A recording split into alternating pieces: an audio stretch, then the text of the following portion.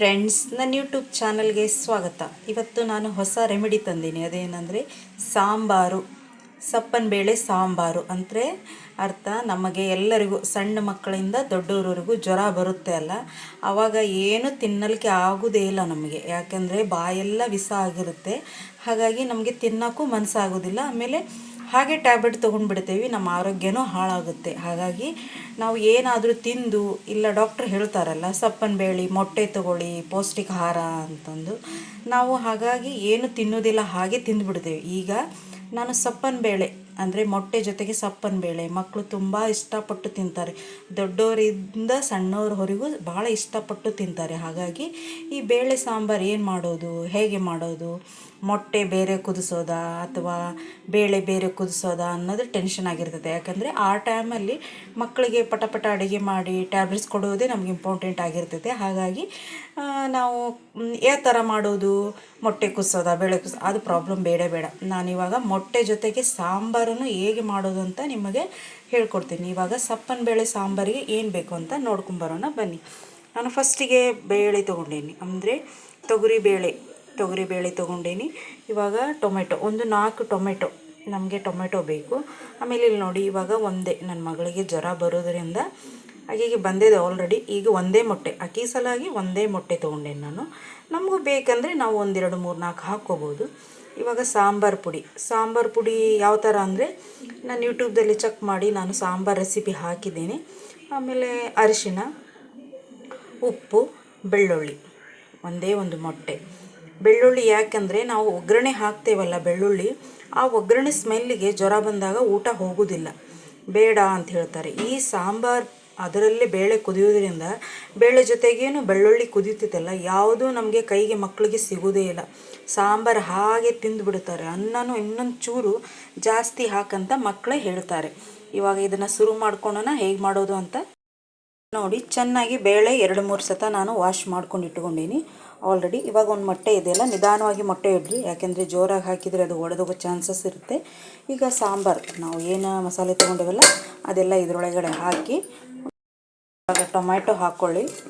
Tomato ಹಾಕ್ಕೊಂಡು ನೀರು ನಿಮ್ಗೆ ಎಷ್ಟು ಪ್ರಮಾಣ ಬೇಕು ಅಷ್ಟು ಪ್ರಮಾಣವಾಗಿ ನೀರನ್ನು ಹಾಕ್ಕೊಳ್ಳಿ. ಅಂದರೆ ಸ್ವಲ್ಪ ಗಟ್ಟಿ ಬೇಕಾದರೆ ಸ್ವಲ್ಪ ನೀರು ಹಾಕ್ಕೊಳ್ಳಿ, ಭಾಳ ಬೇಕಂದರೆ ಭಾಳ ನೀರು ಹಾಕ್ಕೊಳ್ಳಿ. 1 ಸ್ಪೂನ್ ಎಣ್ಣೆ ಹಾಕ್ಕೊಳ್ಳಿ, ಯಾಕೆಂದರೆ ಸಾಫ್ಟಾಗಿ ಕುದಿಯುತ್ತೆ.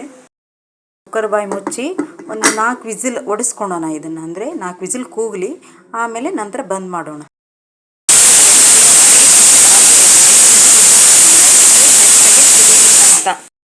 ಆಗಿದೆ, ಇವಾಗ ನಾನು ತಣ್ಣಗಾಗೋಕ್ಕೆ ಬಿಡ್ತೇನೆ. ಇವಾಗ ವಿಸಿಲ್ ಆಗಿದೆ, ಇವಾಗ ಆರಿದೆ. ಇದನ್ನು ತಳಗಿಳಿಸ್ಕೊಳ್ಳೋಣ, ಅಂದರೆ ಬಾಯಿ ತೆಗೆಯೋಣ.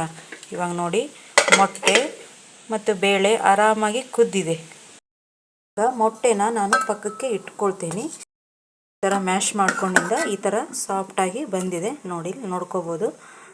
ಈ ಥರ ಫ್ರೆಂಡ್ಸ್, ಈ ಥರ ಗಟ್ಟಿಯಾಗಿದೆ. ಇದಕ್ಕೆ ಸ್ವಲ್ಪ ನೀರು ಹಾಕೋಣ, ಅಂದರೆ ನನಗೆ ನೀರು ಭಾಳ ಕಮ್ಮಿ ಬಿತ್ತು ಇದಕ್ಕೆ, ಹಾಗಾಗಿ ನಾನು ಸ್ವಲ್ಪ ನೀರು ಹಾಕ್ಕೊಂಡಿನಿ. ಇವಾಗ ಒಗ್ಗರಣೆಗೆ ಏನೇನು ಬೇಕಂದರೆ ಇಲ್ಲಿ ನೋಡಿ, ಜೀರಿಗೆ, ಸಾಸಿವೆ, ಕರಿಬೇವು ಮತ್ತು ಎಣ್ಣೆ. ಯಾಕಂದರೆ ನಾವೀಗ ಮೆಣಸು ಏನು ಹಾಕಬಾರ್ದಲ್ಲ, ಜ್ವರ ಬಂದಿದ್ದರಿಂದ ಹಾಗೆ ಮಾಡ್ಬೋದು. 1 ಸ್ಪೂನ್ ಎಣ್ಣೆ ಹಾಕ್ಕೊಳ್ಳಿ. ಸಾಸಿವೆ, ಕರಿಬೇವು ಎಲ್ಲ ಹಾಕ್ಕೊತಾ ಇದ್ದೀನಿ. ಸಾಂಬಾರು ಹಾಕೋಣ, ಒಗ್ಗರಣೆಗೆ ಹಾಕ್ಕೊಂಡು ನಿಮಗೆ ಎಷ್ಟು ನೀರು ಬೇಕು ನೋಡಿ ಅಷ್ಟು ಪ್ರಮಾಣ ನೀರು ಹಾಕ್ಕೊಳ್ಳಿ. ನೋಡಿ, ಈ ಥರ ನಿಮಗೆ ಯಾವ ಥರ ಬೇಕು ಆ ಥರ ನೀವು ನೀರು ಬೇಕಂದ್ರೆ ನೀರು ಹಾಕ್ಕೋಬೋದು, ಬೇಡ ಗಟ್ಟಿಯಾಗಿರಲಿ ಅಂದರೆ ಗಟ್ಟಿಯಾಗಿರ್ತದೆ. ಇವಾಗ ಮೊಟ್ಟೆ ಯಾವಾಗ ಹಾಕ್ಕೊಳೋದಂತ ತೋರಿಸ್ತೀನಿ ನೋಡಿ. ಆವಾಗ ಏನು ಕುದಿಸಿ ನಾನು ಸೈಡಿನಲ್ಲಿ ಇಟ್ಕೊಂಡಿದ್ನಲ್ಲ ಈ ಮೊಟ್ಟೆನ, ಅದು ಸಿಪ್ಪೆ ಸುಲಿದು ತೊಗೊಂಡು ಬಂದೀನಿ. ಇವಾಗ ಇದರೊಳಗಡೆ ಹಾಕ್ತೇನೆ ನಾನು. ಹಾಕಿ ಒಂದು 5 ನಿಮಿಷ ಕುದಿಯಲಿಕ್ಕೆ ಬಿಡ್ತೀನಿ, ಯಾಕಂದರೆ ಸಾಂಬಾರು ಎಲ್ಲ ಹೀರ್ಕೊಳ್ತದೆ, ಮೊಟ್ಟೆ ಹೀರ್ಕೊಂಡು ಆಮೇಲೆ ನಾವು ಸರ್ವ್ ಮಾಡೋಣ. ನೋಡಿ, ಸಾಂಬಾರು ಈ ಥರ ಬಂದಿದೆ. ಮಕ್ಕಳಿಗೆ ಆರಾಮಾಗಿ ನೀವು ತಿನ್ನಲಿಕ್ಕೆ ಕೊಡ್ಬೋದು ಈ ಥರ ನೋಡಿ. ಈಗ ಮೊಟ್ಟೆನೂ ನಮಗೆ ಟೆನ್ಷನ್ನೇ ಇಲ್ಲ. ಮೊಟ್ಟೆ ಬೇರೆ ಕುದಿಸೋದು, ಸಾರು ಬೇರೆ ಮಾಡೋದು ಏನೂ ಟೆನ್ಷನ್ ಇಲ್ಲ, ಆರಾಮಾಗಿ ತಿಂತಾರೆ. ಕಲರ್ ನೋಡಿ, ಹಾಗೆ ಈಗ ತಿಂದ್ಬಿಡೋಣ ಅನ್ನಿಸ್ತದೆ ನೋಡಿ. ಈ ಥರ ಸಾಂಬಾರು ನಮ್ಮದು ರೆಡಿಯಾಗಿದೆ. ಈಗ ನನ್ನ ಮಗಳಿಗೆ ನಾನು ಹೋಗಿ ಕೊಡ್ತೇನೆ. ನೀವು ಆದಷ್ಟು ಬೇಗ ಸಾಂಬಾರು ಮಾಡಿ ಮಕ್ಕಳಿಗೆ ತಿನ್ನಿಸಿ ಹಾಗೂ ನೀವು ತಿನ್ನಿ.